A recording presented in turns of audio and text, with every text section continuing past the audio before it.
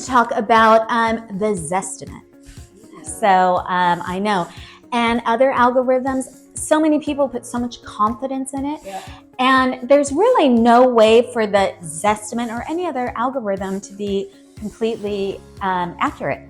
Sure. You know, I mean, for one, it's going off just what the information that is inputted by a realtor. Or so if you do upgrades and you put in a pool, or the Zestimate has no way of knowing that. You know, if you had a Whirlpool appliance and all of a sudden you have Wolf or Viking, that could add thousands. And the Zestimate doesn't know these things. So, or like views. And so it's great for the house that has had no upgrades and is completely original. It's great for that house. And I actually have a situation right now where her home, because it is completely original, is worth about $950, but her neighbors on both sides did fantastic upgrades, and they sold exact same house, and they sold for about $1.25 million. So you really can't go off of Zestimates. And you know, they did the iBuying program for a while.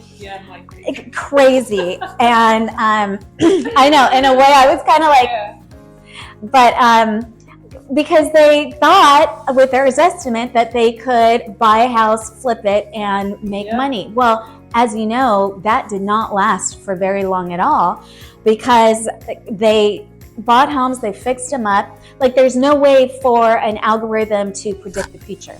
It doesn't look at like, okay, this is how the market's going. It just, again, it just has figures that, you know. That's historical data, right? They basically use what was in the past, try to figure out what's going to happen. But again, to your point, unless somebody goes into the house and sees stuff that has happened and adjusts, then that will not be accurate. Right. So they lost a whole bunch of money, and they ended up completely going out of business. Oh, wow. So yeah, it just goes to show, like, we see numbers all the time. You know, we're looking at, and we know when the market is starting to decrease, or we know like interest rates. Zillow doesn't know about interest rates, and there's a direct correlation between interest rates and prices. So Zillow doesn't have access to that, and it's really so inaccurate that. So it's also a human element, right, that you bring. Right. Not just algorithm is helpful, but you need human element on top of that. We are absolutely a human element. Let us be your human element.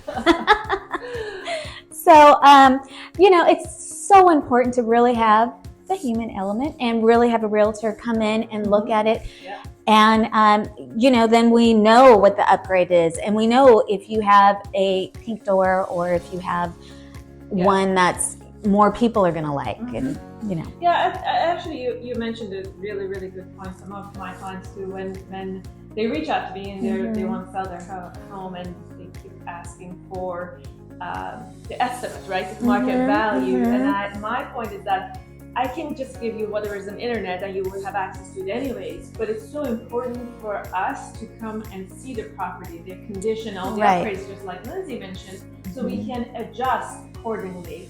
So it's really accurate, and it's not something off the internet that you can always pull through.